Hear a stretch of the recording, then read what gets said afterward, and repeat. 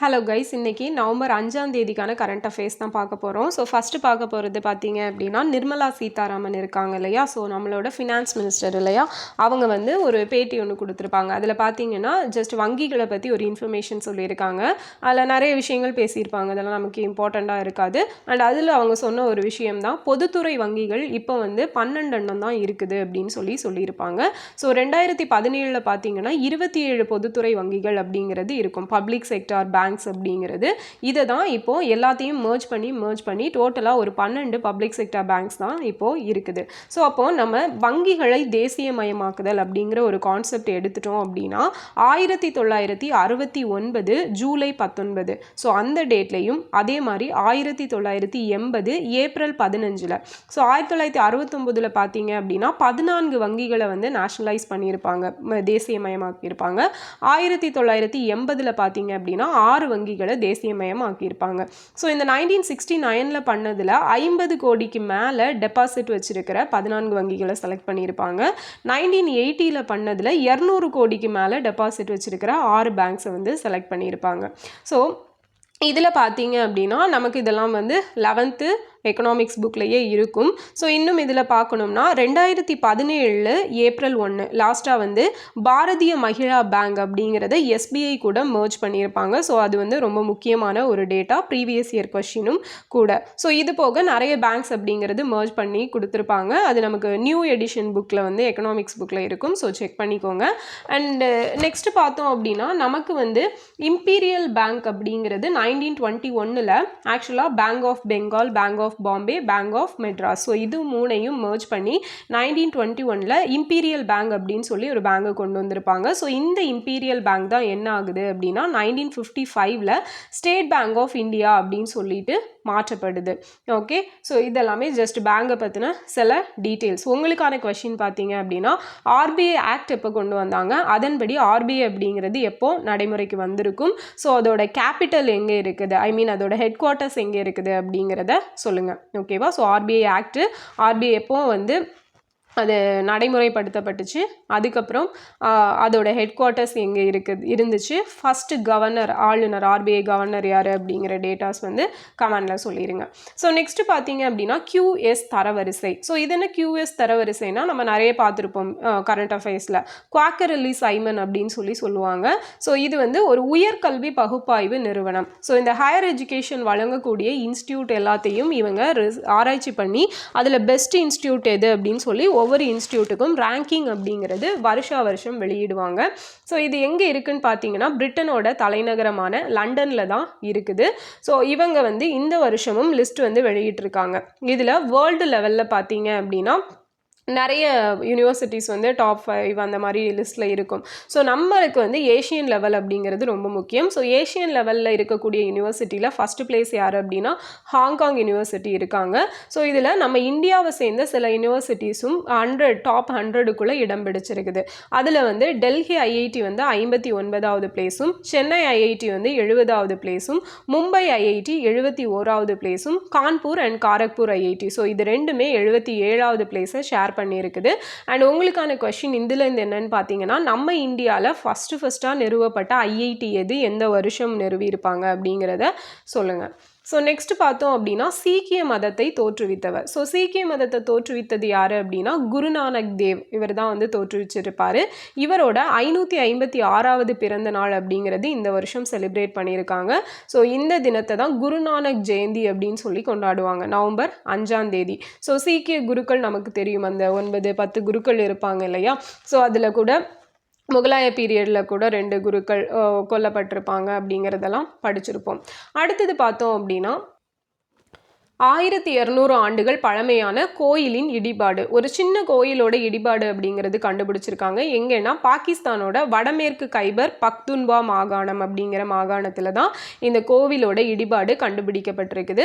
So அப்போ excavation அப்படின்னு எடுத்துட்டோம் அப்படின்னா நம்ம இந்தியாவில் ஆர்கியாலஜிக்கல் சர்வே ஆஃப் இந்தியா அப்படிங்கிறது 1861 நிறுவப்பட்டிருக்கும். இதோட முதல் தலைவராக அலெக்சாண்டர் கன்னிங்காம் இருந்திருப்பார். இதோட ஹெட் குவார்ட்டர்ஸ் அப்படிங்கிறது நியூ டெல்லியில் இருக்குது. ஸோ சேம் பார்த்தீங்க அப்படின்னா நம்ம தமிழ்நாடு ஆர்கியாலஜிக்கல் சர்வே டிபார்ட்மெண்ட் 1961 நிறுவப்பட்டிருக்கும்.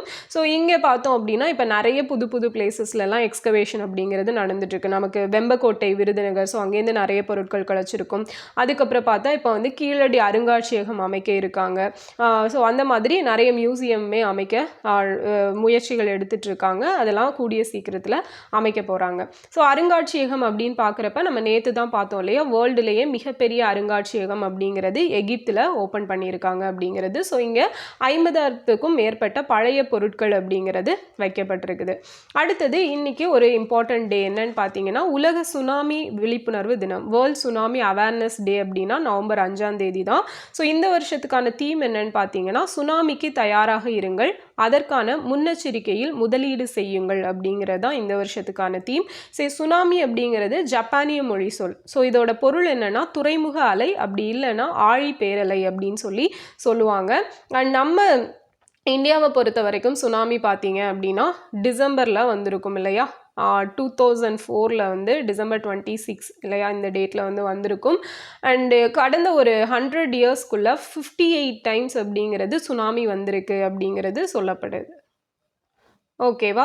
ஸோ நெக்ஸ்ட் பார்த்தோம் அப்படின்னா பூர்வி பிரசாந்த் பிரஹார் அப்படிங்கிறது. ஸோ இது என்னன்னா ட்ரை சர்வீஸ் எக்ஸசைஸ். ஸோ நம்மளோட Indian army, Indian navy and Indian air force service இருக்கு இல்லையா, ஸோ இவங்க 3 பேரும் சேர்ந்து ஒரு எக்ஸசைஸ் அப்படிங்கிறது கண்டக்ட் பண்ணுறாங்க. அதோட பேர் தான் இந்த பூர்வி பிரசாந்த் பிரஹார் அப்படிங்கிறது.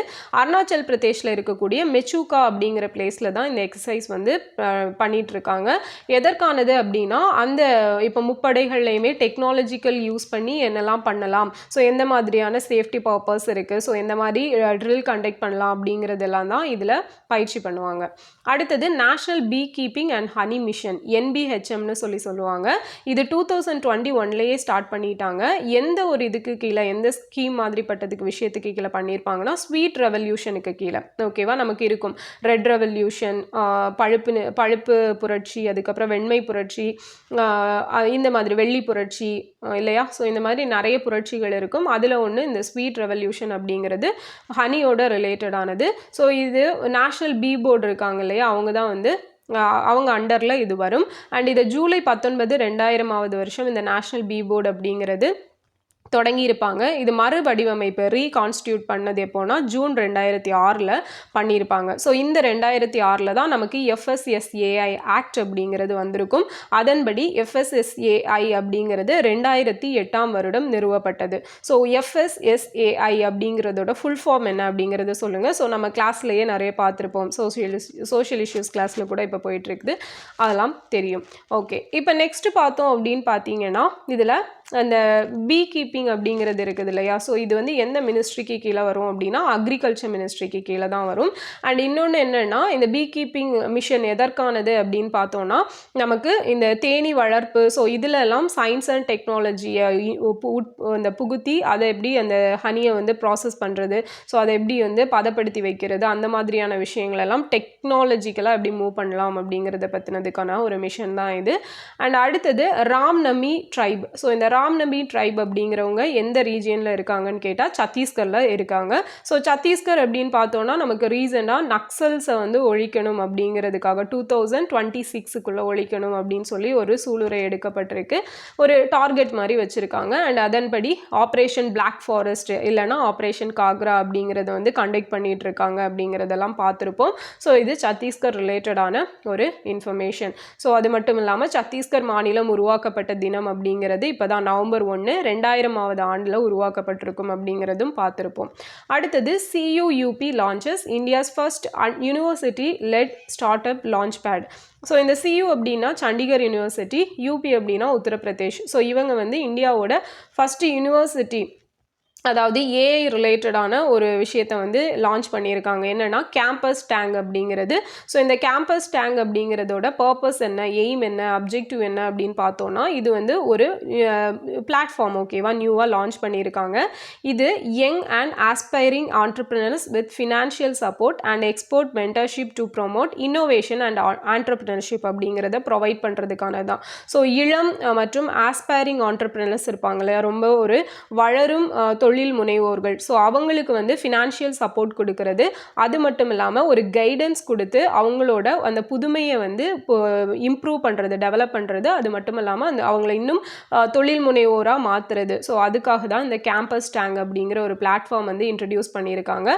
அதே போல் ஒரு ஏஐ பவர் டூல் அப்படிங்கிறதும் இன்ட்ரடியூஸ் பண்ணியிருக்காங்க. அதோட பேர் என்னென்னா CU AI ஸ்பேஸ் அப்படிங்கிறது, Chandigarh university AI space. So AI அப்படின்னா ஆர்டிஃபிஷியல் இன்டெலிஜென்ஸ் அப்படிங்கிறது நமக்கு தெரியும். ஸோ இதை தான் வந்து India's AI augmented multi disciplinary university அப்படின்னு சொல்லுவாங்க. இந்தியாவோட first AI augmented university. Okay, so next பார்த்தோம் அப்படின்னா reimagining agriculture road map. So இது வந்து காந்தி நகர் குஜராத்தில் தான் வந்து ஸ்டார்ட் பண்ணியிருப்பாங்க. யார் அப்படின்னா நித்தி ஆயோக். ஸோ இது எதற்கானது அப்படின்னா to boost agri technology innovation of India. ஓகேவா, ஸோ ஒரு புத்தாக்கம் இந்த அக்ரிகல்ச்சரில் டெக்னாலஜியை உட்புகுத்தி ஒரு புத்தாக்கமான ஒரு விஷயத்தை ஒரு டெக்னாலஜியாக மாற்றுறது தான் வந்து இந்த ரீஇமேஜிங் அக்ரிகல்ச்சர் ரோட் மேப் அப்படிங்கிறது காந்தி நகரில். அண்ட் யாரால் தொடங்கப்பட்டுச்சுங்கிறது ரொம்ப முக்கியம், நித்தி ஆயோக்கோட ஒரு இனிஷியேட்டிவ்.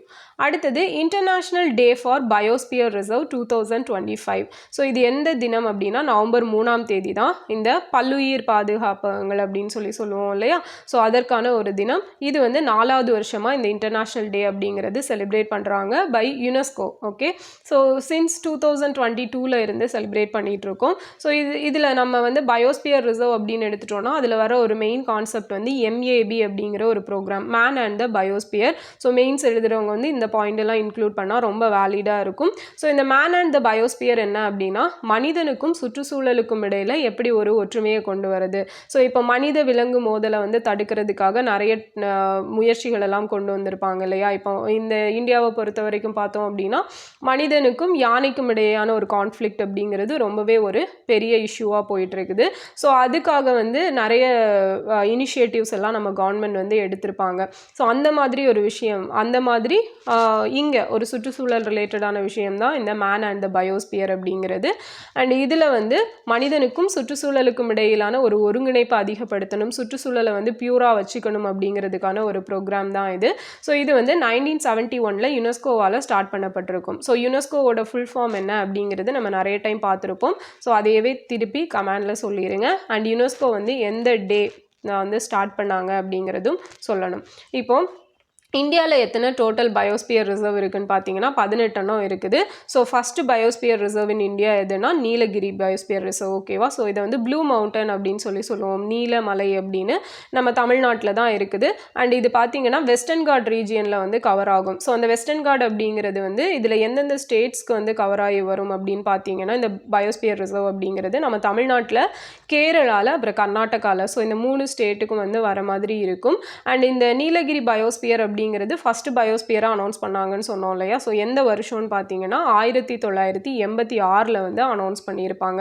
ஸோ இதான் வந்து இன்னைக்கான கரண்ட் அஃபேர்ஸ். ஸோ ரொம்ப ரொம்ப இம்பார்ட்டன்ட் டேட்டாஸ் தான் எல்லாமே. ஒரு ரீகேப் மட்டும் பார்த்துடலாம். இந்தியாவில் இப்போ எத்தனை பப்ளிக் செக்டர் பேங்க்ஸ் இருக்குது அப்படின்னு பார்த்தீங்கன்னா 12 இருக்குது. ஸோ குவாக்கரலி சைமன் தரவரிசையின்படி இந்தியாவில் இருக்கக்கூடிய ஐஐடிஸில் எந்த ஐஐடி டாப்பில் இருக்குன்னா டெல்லி ஐஐடி 59th பிளேஸில் இருக்காங்க. சீக்கிய மதத்தை தோற்றுவித்தவர் யாருன்னா குருநானக். ஓகேவா, அவரோட பிறந்த தினம் குருநானக் ஜெயந்தின்னு சொல்லி நவம்பர் 5 செலிப்ரேட் பண்ணுறாங்க.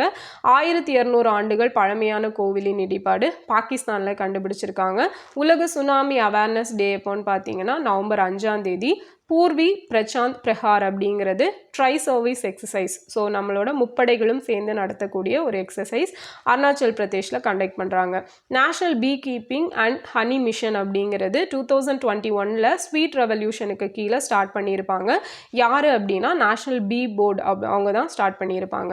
ராம்நமி ட்ரைப் அப்படிங்கிறவங்க சத்தீஸ்கர் ரீஜியனில் வரக்கூடியவங்க. ஸோ இவங்க பார்த்தீங்க அப்படின்னா இவங்க மேலே வந்து டேட்டூ எல்லாம் போட்டிருப்பாங்க, ராம் அப்படின்னு சொல்லி டேட்டூ எல்லாம் போட்டிருப்பாங்க. அண்ட் அதுதான் வந்து அவங்களுக்கு ரொம்பவே வந்து ஃபெமிலியரானது இவங்க குரூப்பை பொறுத்த வரைக்கும். So CUEP launches India's first university let start up launch bad. அதோட பேர் என்ன அப்படின்னா கேம்பஸ் டேங் அப்படிங்கிறது. அதே போல் ஒரு ஏஐ பவர் டூலும் லான்ச் பண்ணியிருக்காங்க, அதோட பேர் CUAI ஸ்பேஸ் அப்படிங்கிறது. ரீஇமேஜிங் அக்ரிகல்ச்சர் ரோட் மேப் அப்படின்னா இதை வந்து காந்திநகர் குஜராத்தில் வச்சு நித்தி ஆயோக் தான் வந்து ஸ்டார்ட் பண்ணி வச்சுருக்காங்க. அடுத்தது international day for biosphere reserve என்னைக்கு அப்படின்னா நவம்பர் 3ஆம் தேதி. இது வந்து 4th இன்டர்நேஷ்னல் டே அப்படின்னு சொல்கிறோம். அண்ட் MAB ப்ரோக்ராம் அப்படின்னா மேன் அண்ட் பயோஸ்பியர் ப்ரோக்ராம் தான் இந்த MAB ப்ரோக்ராம் அப்படிங்கிறது. 1971 இயர் முக்கியம். ஸோ டோட்டலாக 18 பயோஸ்பியர்ஸ் இந்தியாவில் இருக்குது. இதில் first biosphere reserve in India எதுன்னு கேட்டாங்க அப்படின்னா நீல்கிரி 1986 வந்து அனௌன்ஸ் பண்ணியிருப்பாங்க. ஸோ இந்த கரண்ட் அஃபேர்ஸ் எல்லாம் யூஸ்ஃபுல்லாக இருந்திருக்கும்னு நினைக்கிறேன். கேட்ட கொஷின்ஸ்க்கு மறக்காமல் ஆன்சர் பண்ணிடுங்க. நெக்ஸ்ட் வீடியோவில் பார்க்கலாம். தேங்க்யூ.